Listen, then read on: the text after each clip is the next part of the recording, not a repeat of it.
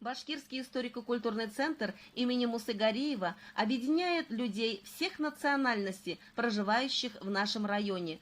В Велишевском районе в мире и в согласии проживают башкиры, русские, мордва, чуваши, татары, удмурты. И каждый народ делает все для того, чтобы сохранить свои обычаи, традиции. Как же одеваются удмурты, проживающие в Велишевском районе? Об этом расскажет руководитель фольклорного ансамбля села Ташкент. Меня зовут Гульнара Софиева. Я являюсь культорганизатором Ташкентского сельского клуба, также руководителем коллектива, народного коллектива «Молодые сердца». Сегодня я хочу вас познакомить с элементами удмуртского народного костюма.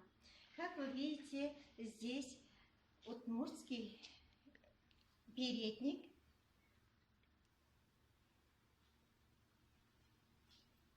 айшет.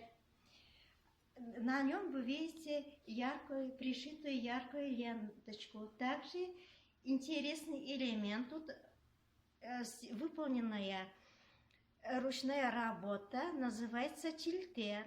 На этом фартуке мы видим крестообразные узоры, ромбики, вышитые, ручная работа также, разноцветные ленточки.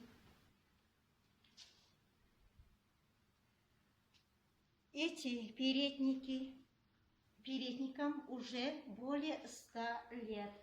Они так хорошо сохранились. На этом переднике нижняя часть сделана гармошкой. Также мы видим здесь нагрудник, удмуртский нагрудник. Они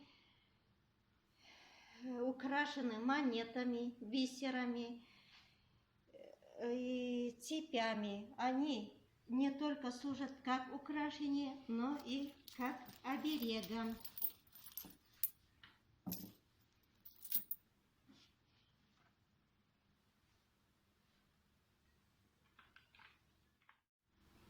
Дорогие коллеги, поздравляю вас с Днем национального костюма!